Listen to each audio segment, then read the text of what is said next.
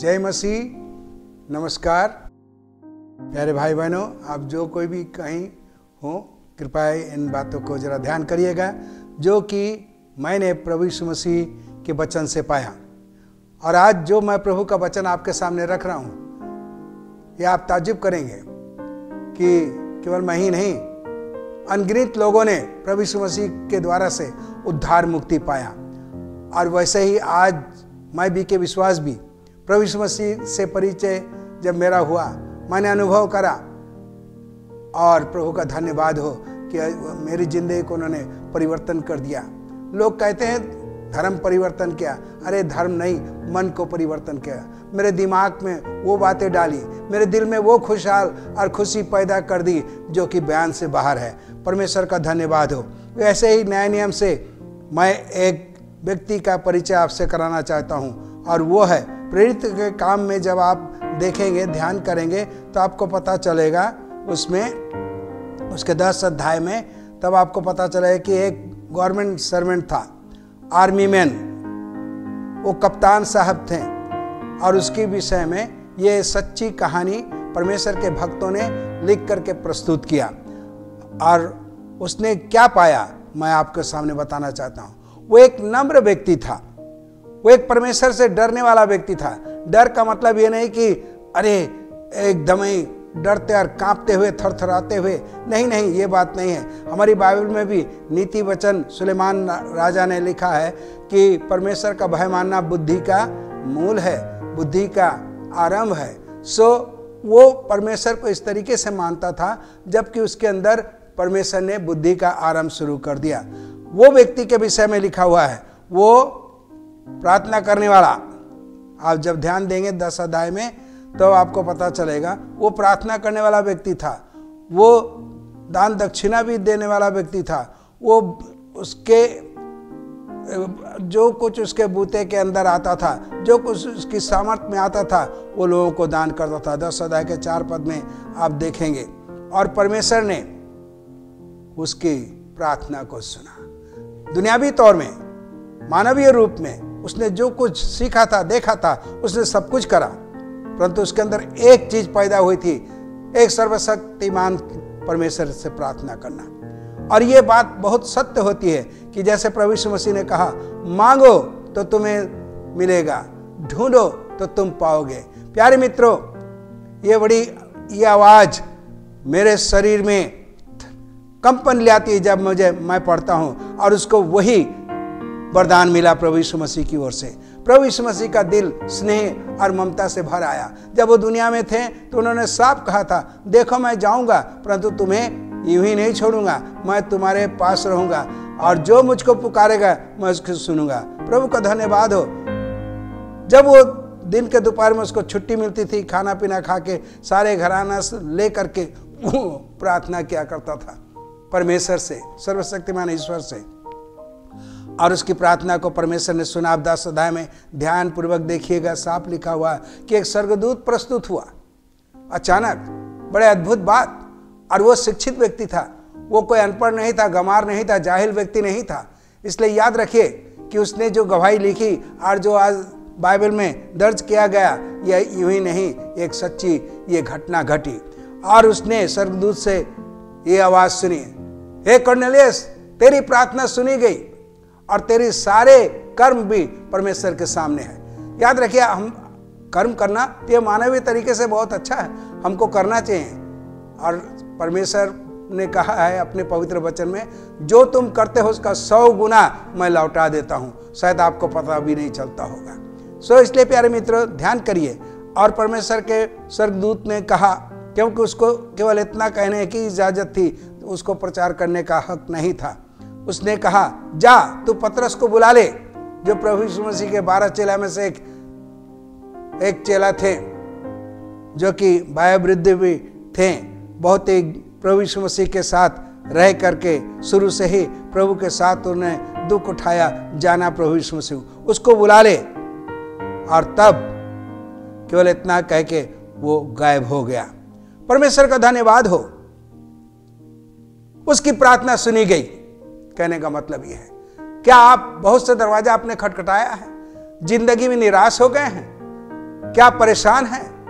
क्या आपकी जिंदगी से आप हाथ धो देना चाहते हैं? नहीं नहीं प्यारे मित्रों, आप कोई भी क्यों ना हो, किसी उम्र के क्यों ना हो, लड़का लड़की जवान कोई भी व्यक्ति क्यों ना हो, किसी धर्मावलंबी क्यों ना हो, आपके पास हो सकता बहुत कर्म होंगे, बहुत नीति तरीका रिवाज होंगे आपके पास, परंतु क्या परमेश्वर आपके पास है? क्या परमेश्वर से आपसे मुलाकात हुई है? क्या आपने परिचय पाया है अपने प्यारे प्रभु यीशु मसीह से, जो सृजनहार है? बाइबल में लिखा है उसने आपकी सृष्टि करी है, वो आपके सामने खड़ा है, आज आपके हृदय में खटखटा रहा है। यदि आप अपने हृदय को खोल देंगे तो आपके अंदर प्रवेश करेगा, और वो खुशी, वो जीवन, वो शांति आपको मिलेगी जो बयान के बाहर, जो कि आपने जिंदगी भर में उसने नहीं पाया था। यदि उसके दान दक्षिणा से, उसके तौर तरीका से, रीति रिवाज से यदि मिल जाता तो उसको प्रार्थना करने की जरूरत नहीं थी। और उसने मांगा, हे परमेश्वर, मैं तुझसे अनंत जीवन मांगता हूं। उसने तुरंत अपने 2 नौकरों को भेजा और पतरस को बुला लिया, और उसने पतरस से कहा, देख मैंने ये दर्शन पाया। और उसी वक्त आपको मालूम होना चाहिए कि स्वर्गदूत ने भी प्रभु यीशु मसीह की ओर से खबर पा करके पतरस को भी आगाह किया, उसको बोला कि तुम जाओ निडर हो करके। और पतरस आया। याद रखिए, दयालु प्रभु यीशु मसीह जो स्नेह से भर गया, उसने पापी की आवाज को सुना। एक ऐसा प्रभु है जो ये नहीं कहता है तूने तो कुकर्म किया, तुझको नरक जाना है, तुझको ये करना है, तुझको वो करना है, परंतु प्रभु यीशु मसीह ने उसके पास अपने दास को भेजा और पतरस ने शुरू करा। आप पढ़ेंगे 10 अध्याय 38 पद से, उसने कहा वो अर्थात यीशु मसीह हम उसके साथ शुरू से थे, अर्थात उसके जन्म से लेकर के सारी कहानियां उसने शुरू करा। हमने उसके साथ खाया पिया और उसको क्या देखा? परमेश्वर की महिमा देखी, एकलौते पुत्र की जैसे महिमा होती है। प्यारे मित्रों, आज मैं पतरस और मैं मिल करके आपको परिचय कराना चाहता हूँ, अपने उद्धारकर्ता से परिचय कर लीजिए। और पतरस कहने लगा, देखो वो जब इस सच्चाई को प्रस्तुत करते थे, हम देखते थे कि उसकी महिमा कितनी भयानक और अद्भुत और बहुत ही चमत्कारी थी। जिसने अंधों को दृष्टि दिया, जो पानी पर चल के दिखाया, जिसने मुर्दा को जीवन दिया, जिसने कोढ़ी को शुद्ध किया, जिसने अंधे को दृष्टि दी, और वही प्रभु जो आपके सामने मैं प्रस्तुत कर रहा हूं। याद रखिए प्यारे मित्र, आप अपना मुंह मत मुड़िए, सुनिए, ये परमेश्वर की आवाज है, ये आपको बार बार सुनाई नहीं देगी। आज ये मौका मिला, जैसे मुझको मौका मिला था।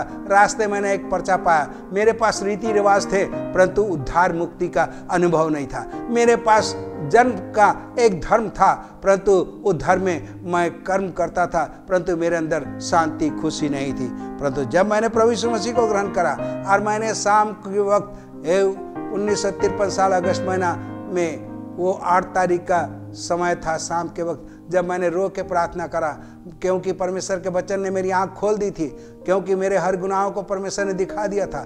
कौन बचाएगा मुझको? और तब मैं बहुत ही दुखित होकर के परमेश्वर के सामने झुक गया और मैं उसको पुकारने लगा। मेरी बाइबल में लिखा है, या आप इब्रानी की पत्री में आप उसके 7 अध्याय के 25 पद में लिखे हैं, वो बड़े दावा के साथ, बड़े हर्ष के साथ लेखक लिखता है, जो प्रभु यीशु मसीह के द्वारा परमेश्वर के पास जाएंगे उसकी वो पूरी सहायता कर सकता है और करता है, क्योंकि वो एक ऐसा प्रभु है जो जीवित है, जिसने मृत्यु को जय किया है, जिसने पापों की क्षमा का अख्तियार परमेश्वर से पाया था, जो स्वयं प्रभु परमेश्वर है। वो आप जरा उस पर ध्यान करिए और देखते जाइएगा, परमेश्वर में जो गुण होते हैं सब वो गुण प्रभु यीशु मसीह में पाए जाते हैं। प्रभु का धन्यवाद हो। और पतरस आगे बढ़ता चला गया। देखो, उसको लोगों ने मारा और उसको लोगों ने गाड़ा, परंतु परमेश्वर ने फिर से उसको तीसरे दिन जिला उठा। एक जीवित प्रभु को मैं प्रस्तुत कर रहा हूं आपके सामने।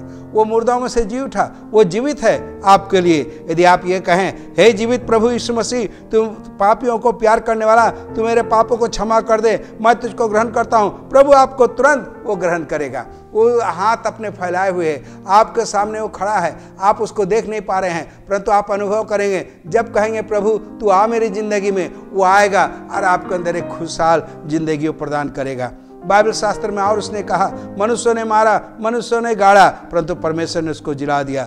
और आपको मालूम होना चाहिए, पतरस कहता है, देखो इसी को अर्थात प्रभु यीशु मसीह को परमेश्वर ने, सर्वशक्तिमान ईश्वर ने एक न्यायकर्ता बनाया है। अंतिम समय में न्याय किया जाएगा। तो क्या आप प्रार्थना नहीं करेंगे? आप प्रार्थना करिए। बहुत दरवाजा खटखटाया आपने, परंतु हो सकता उत्तर नहीं मिला हो।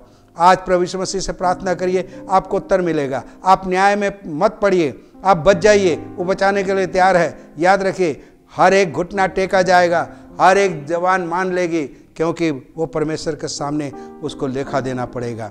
उस रोज कोई नहीं बचाएगा। इसलिए प्यारे मित्रों, मैं आपसे आग्रह करता हूँ, मैं सलाह देता हूँ। आज एक बुजुर्ग होने के नाते मैं ये कहूँगा कि कॉर्नेलियस ने प्रभु यीशु मसीह को पाया और आप भी जरूर पाएंगे। और तब ये बात पूरी हो जाती है, मांगो तो तुम्हें मिलेगा, खोजो तो तुम पाओगे, खटखटाओ तो तुम्हारे लिए द्वार खोला जाएगा। आज कॉर्नेलियस ने यही रास्ता अपनाया। उसने कोई धूना धूप नहीं चढ़ाया, कुछ चीज देने के लिए उसके पास नहीं थी, केवल टूटा हुआ दिल। और टूटा हुआ दिल तुच्छ नहीं मानता परमेश्वर, वो ग्रहण करता है। आइए प्रभु यीशु मसीह से हम कहें, प्रभु तू मुझको बचा ले। प्रभु तू जैसे भी के विश्वास को तूने बचाया, वैसे मुझको भी बचा ले। ये मेरा अनुभव है, एक जिंदा सच्चा अनुभव। प्रभु के नाम का धन्यवाद हो। आइए हम प्रार्थना करें। प्यारे यीशु मसीह, दिल से धन्यवाद तेरे पवित्र वचन के लिए। तू पापियों का मित्र है, तू उद्धार देता है। दया कर प्रभु, हमारे पास चढ़ाने के लिए कुछ नहीं है, केवल टूटा हुआ दिल लेकर के आए हैं। तू हमें ग्रहण कर। धन्यवाद प्रभु। जो कोई भी श्रोतागण सुन रहे हैं, तो उनको उद्धार मुक्ति का अनुभव दे। हम सुन सकें कि हाँ, मैंने प्रभु का वचन सुना और मैंने उद्धार पाया। धन्यवाद यीशु मसीह के नाम से, आमीन।